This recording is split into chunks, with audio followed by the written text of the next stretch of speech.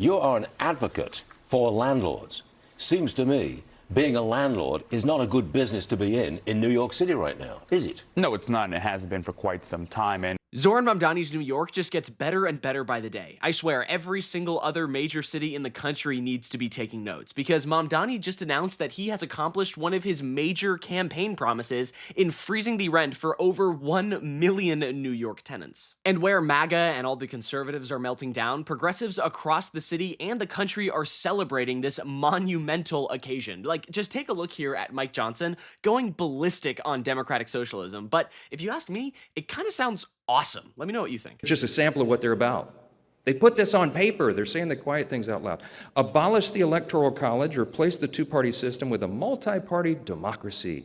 Expand the House of Representatives, implement proportional representation, and ranked choice voting in all elections. He goes on for a lot longer, and it does just get better and better, but dude, everything that you just said sounds amazing.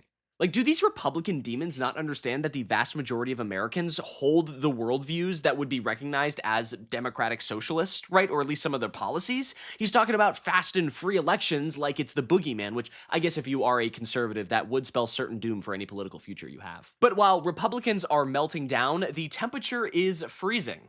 Eh? You see what I did there? I'm trying, guys, okay? Here, I'm not the only one, okay? Zohran did it too. Take a look. New York. The Independent Rent Guidelines Board just froze the rent. That means if you're one of the more than 2 million New Yorkers who lives in a rent-stabilized apartment, your rent's going to be frozen next year.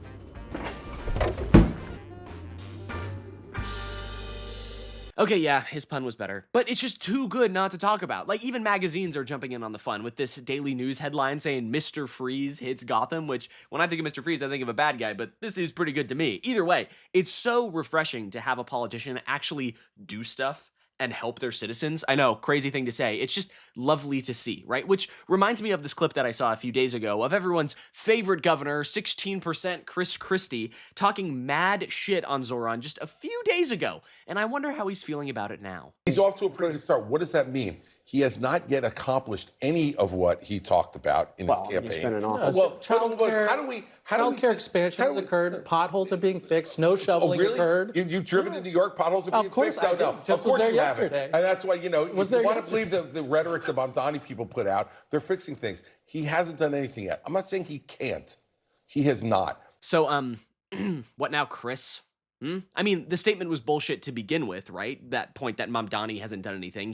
By that point, he had balanced the budget. Crime was at an all-time low in the city. Potholes were being fixed. The first time property tax of its kind to put on luxury properties and their owners was implemented. Childcare was being funded more than ever. And the list goes on, right?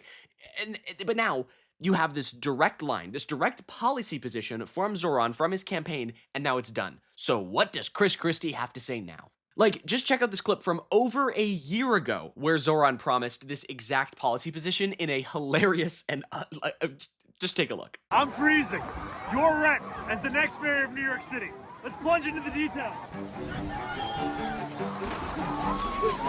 More than 2 million New Yorkers live in rent-stabilized units, and their rents are set by the Rent Guidelines Board.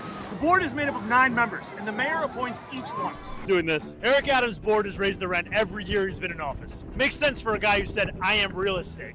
Currently, 8 of Adams' 9 appointees' terms are up and could be replaced tomorrow. And that's exactly what I would do. I mean, I gotta give it up to him. His commitment to the bit of running into freezing water wearing a suit is just incredible work. So, Mamdani directly called for this action to be done, and he won the election, and now millions of New Yorkers will have their rent frozen next year, for the next 2 years, I believe, because they elected Mamdani, which will directly help people, help families, actually be able to afford their living situation. And that is a big stress reliever, right? And I think a lot of people were celebrating this action. Just look at the reaction in this crowd when the bill was passed.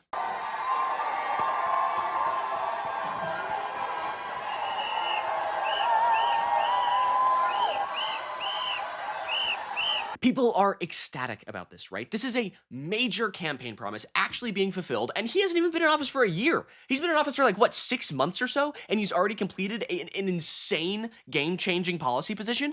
He is now one of the most beloved politicians in the country, and his approval in New York City is absurd. I was watching a FIFA game that was happening in New York, and Zohran appeared on the screen, and my entire watch party started cheering, right? That's the kind of attitude he has. And you just don't have to take it from me that people like the guy. Here is someone talking about their direct experience living in New York, now having their rent frozen because of this policy. I woke up and learned that my rent will not increase for the next 2 years. And I will tell you with 100% certainty that no amount of therapy, no amount of journaling, no amount of manifestation, no amount of breath work could have regulated my system like learning that at least my rent will be frozen for the next 2 years. And this is your reminder that your politicians, your government, owe you a regulated nervous system. Huh, what a shocking idea. The government actually working for us and actually making our lives easier will actually make it more healthy and a better place to live in and will remove mental stress? That's crazy. That's nuts. It's just having politicians like Zohran, like AOC, like Bernie, like Ro Khanna, like all these progressive politicians, it finally allows the goalposts to actually shift in the other direction. The right does this all the time, right? Shifting the goalposts, pulling the center further to the right, right? But now the left actually has this opportunity to do the opposite.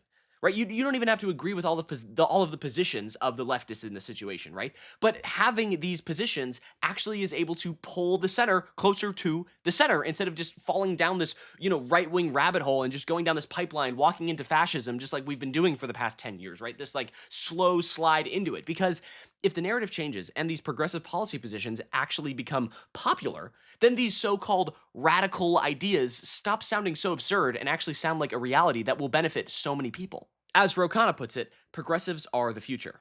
Mr. Speaker, the progressive movement is winning across the country, from the heart of New York to Michigan to Maine. The people are saying no to foreign wars, and they're saying no to genocide in Gaza. They're saying no to the unfair and lopsided economy that has allowed a few people to hoard extreme wealth and power. And they're saying yes to Medicare for all, to unions for all, to child care for all, to making sure that we have a housing guarantee for kids by the time they're 35 if they work hard. Now, some of the oligarchs don't like it. Elon Musk has been threatening to sue me or jail me. But I'll tell you what, they should judge us by those who are attacking us. We will not be intimidated. Yes, exactly. Judge the left by our enemies, right? Who are the enemies of the left? Billionaires, corporations, neo-Nazis, racists, bigots, right? The left is fighting for equal justice and rights and a better tomorrow. So what the hell are the enemies of that fighting for?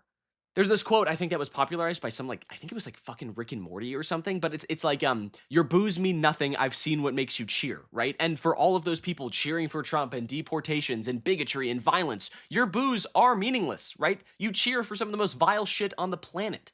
So now, because these goalposts are shifting and because progressive policy is becoming more popular than ever before, in my entire lifetime, I feel like it hasn't been this way. Even centrist and moderate Democrats like Gavin Newsom, for instance, are now on board with some progressive policy positions because they see the value in embracing these ideas.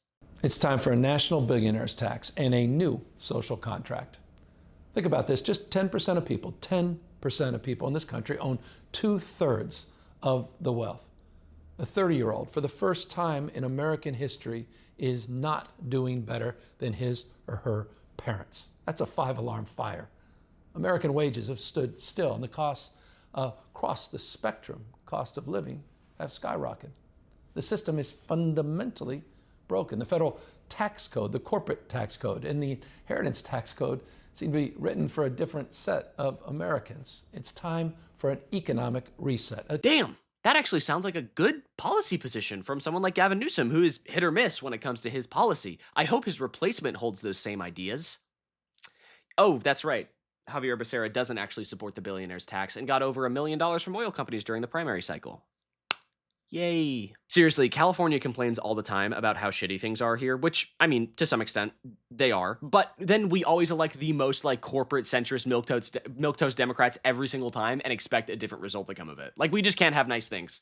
Unlike New York, which elected a Democratic socialist that immediately got better things. Yeah, I'm a little jealous. Whatever, I'm a little jealous, fine. But hey, if you're also a little jealous of New York City right now, consider subscribing to the channel. Boom! Talk about a transition right there. It really helps us out a lot. And also be sure to leave a like on this video and comment down below because they are also great ways to support the channel. And I want to hear your thoughts on this, so do all that good stuff and have a great day. I think that's going to do it for me. I'm Iago Lashua. Goodbye.